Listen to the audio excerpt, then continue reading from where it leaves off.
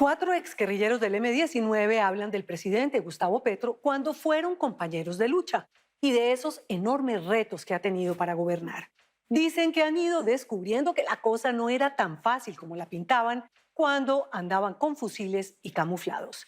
En el gobierno hay compañeros de lucha de otras épocas que lo arropan, pero hay otros muy críticos que no.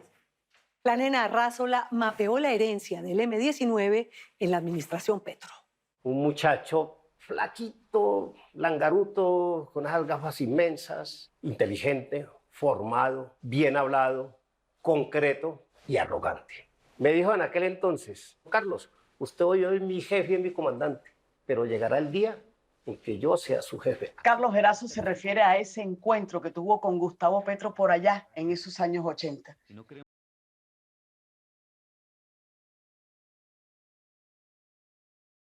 Del M-19 en el Tolima, y Petro apenas rondaba por los campamentos guerrilleros. Después él siguió ya siendo parte de la compañía Jorge Eliezer Gaitán, desarrollando actividad político-militar en Ibagué. Es el negociador con el Frente Comunero del ELN en Nariño.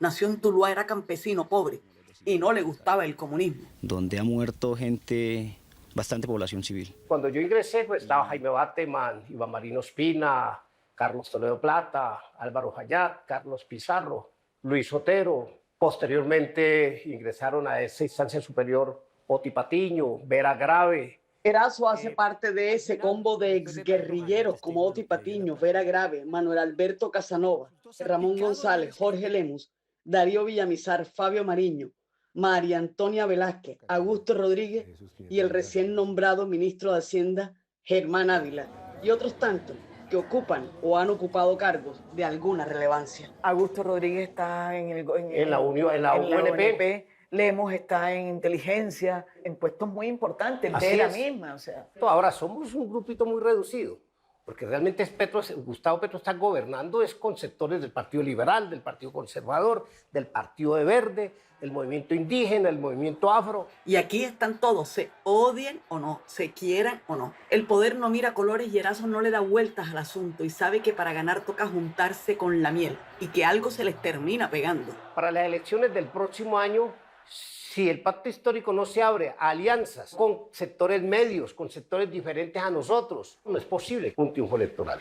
A eso le apuntan ya no con el fusil al hombro, pero quieren quedarse.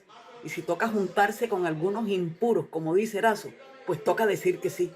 Y este hombre que vivió 24 años en Noruega y ahora es jubilado de ese país, ya no se espanta con los recién llegados. ¿Qué se siente ese gobierno? ¿Qué se siente, el poder tomar decisiones y el poder asumir compromisos. Bateman, Fallada y Pizarro. Ustedes con grandes conductores. Carlos Alonso Lucio también fue criado en este M-19 que sonaba idílico y hasta romanticón en esos años 70, que impactaba con su publicidad y con sus jugadas militares de robarse armas de un batallón militar o la misma espada de Bolívar. Pero ya esa vida panfletaria se le fue escabullendo y hoy no tiene sino perdigones y hasta disparos lingüísticos contra aquel que también hizo parte de esa guerrilla ya aniquilada. ¿De qué te sirve a ti que firmemos un acto de reconciliación si salgo y en la esquina te insulto y te hostilizo y te agredo? Eso no es paz. Y Gustavo Petro no ha hecho sino sostener siempre y desde la presidencia un discurso de hostilidad, de división social, de insulto constante con sus adversarios y ahora hasta con sus propios amigos y colegas, como lo ve uno en los tales consejos de ministro que se volvieron pues el show televisivo. De ninguna manera Gustavo Petro representa la historia del M-19. Tú no puedes decir que el gobierno de Gustavo Petro no es un gobierno democrático, sino que por el contrario tiene una serie de rasgos tremendamente autoritarios y autoritaristas. Es la descripción que hace Carlos Alonso Lucio López, quien también hizo parte del M-19 como el presidente Gustavo Petro. Ambos usaron las armas, tienen casi la misma edad, vivieron a escondidas en cambuches selváticos, acusados y señalados. Y hoy el uno está aquí y el otro está acá. ¿Conociste a Petro en la clandestinidad, en la guerrilla? Mira, yo creo que lo vi un par de veces, pero nunca me senté con Gustavo Petro en esa época a hablar 5 minutos. Tampoco ahora, ni se ven ni se hablan. Lucio se ha convertido en esa espinita, en ese aguijón que chuza de vez en cuando las iniciativas presidenciales. No es de un talante democrático decir que en Colombia nada se ha hecho, que todo hay que derribarlo y derrumbarlo, entre otras cosas, desconociendo el avance democrático de la historia del país que significa, por ejemplo, la Constitución del 91. Y sigue enumerando hechos en donde Lucio considera que Petro se ha ido saltando la democracia para ir imponiendo un modelo que, a su juicio, nada tiene que ver con eso que hablaban en el M-19, en esa época en que ambos eran un par de pelados. Uno vivía en el norte de Bogotá, amigo personal de la familia de Carlos Pizarro, y el otro, que hoy es presidente, había nacido en Ciénaga de Oro, criado en Zipaquirá, y que desde jovencito también se metió a guerrillero con sus gafas de vidrio grueso. La persistencia de la guerrilla en Colombia. Y pasaron pocos meses para que Carlos Alonso se fuera para el monte hasta 1990, cuando entregaron las armas y se desmovilizaron. ¡Dejad armas! Como también se desmovilizó Carlos Erazo, Vera Grave y José del Carmen Cuesta, 4 exguerrilleros del M que buscamos para que nos contaran sobre este gobierno, dirigido por alguien que estuvo tan adentro como ellos. Gustavo Petro se ha dedicado a reivindicar los hechos de guerra del M-19 y eso denota una profunda incomprensión. Eso no representa la historia del M-19. Hay una enorme confianza depositada en nosotros. De esos avisos publicitarios pasaron a esto. La toma de la Embajada de República Dominicana en Bogotá. Se metieron en el Cantón Norte y algunos miraban con simpatía eso que Carlos define como audacia. Nadie puede idealizar la guerra. La guerra deja dolor, deja destrucción, deja muerte, deja madres llorando a sus hijos. Nada bueno queda, y sobre todo cuando el M-19 pasó de la osadía y la temeridad a esto, al secuestro y al asesinato del líder sindical José Raquel Mercado, al secuestro de Camila Miquelsen, de Álvaro Gómez, de petroleros y empresarios, y a la debacle, y hay que decirlo, del Palacio de Justicia. Esa toma del Palacio nos hundió políticamente. Una equivocación que aún pesa, y que cada vez que se mira este gobierno se miran esas dos fotos, esta en la posesión y esta con el Palacio en llamas, pero la historia se va contando día a día. Éramos conscientes de que el camino no podía seguir siendo la lucha armada. Ya comenzamos a descubrir a las FARC con laboratorios de cocaína en aquel entonces en el Cauca. Erazo tiene una mirada más complaciente que la que tiene Carlos Alonso Lucio con el gobierno. Petro tuvo la capacidad de construir, partiendo de lo que fue antes de construirse a sí mismo y de proyectar su liderazgo hacia el país, por eso es presidente. Ahora, lo que pasa es que ser presidente, ya lo ha dicho él, no es tener el poder en su totalidad. Erazo sabe ¿Cierto? que una cosa era ordenar tomas, disparar y argumentar en el monte escondidos en una carpa. A esto, administrar, a conducir una nación completa. Hoy somos gobierno. Entonces aquí no estamos buscando un modelo autoritario, comunista, socialista, no, aquí estamos buscando que el mismo modelo que tenemos hoy socioeconómico, el capitalismo, ¿cierto?, sirva también para que ese bienestar que produce la riqueza produzca bienestar en la mayoría de la gente. A pesar de errores que el gobierno ha cometido, hay una esperanza. Una esperanza para algunos, para otros, incertidumbre y ansiedad permanente. ¿Te gusta el gobierno del M-19? No es del M-19, no, es un gobierno de carácter nacional. José del Carmen Cuesta es concejal de Bogotá. No está en la Casa de Nariño, pero sí aquí, en una curul para definir a Bogotá, nada menos. No fue campesino como Erazo ni un tipo del norte bogotano. Vivía en el barrio La Asunción en Bogotá, cerca al centro de la ciudad, y no tenía mucha plata. Yo vengo de una familia profundamente conservadora. Mi padre era miembro de la Policía Nacional y yo crecí en un ambiente escolástico, clerical. Y de esa casa de rezanderos y de normas estrictas pasó al M-19. En la cárcel conoció a Carlos Erazo, lo reclutó. Petro le hizo inteligencia.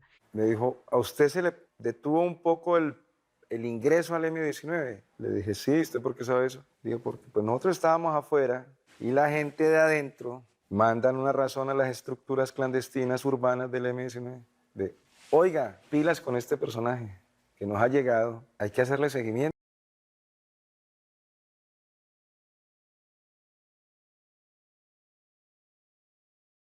Un huevo. Claro. Morirse del pánico porque un chino viene a buscarlos y según ustedes el motivo del seguimiento era que yo era un miembro de las fuerzas militares. Pues, me parece una huevonada. Sí. Luego no, Pizarro no era hijo de un almirante. O sea, ¿cree que este es realmente el gobierno que ustedes soñaban en el M-19? Pero yo creo que ustedes... Digamos que no nos imaginábamos que gobernar es tan complicado. ¿Qué es lo que uno está viendo hoy en el gobierno del presidente Petro? Personajes como Armando Benedetti, como Roy Barrera, la misma Laura Sarabia, que no hicieron nunca parte de este proyecto. ¿Crees que eso sí, digamos, tiene coherencia? Muy seguramente, y si el presidente Petro no hace esos acuerdos estratégicos, nosotros no hubiéramos llegado a la presidencia de la República. Filósofo de la Universidad Nacional, abrumado por tanta bulla alrededor de este gobierno gestado en la entraña misma, donde él también se crió. José Cuesta se pone serio, más serio de lo que es, cuando narra su gobierno, que además está ejerciendo uno de sus mejores amigos.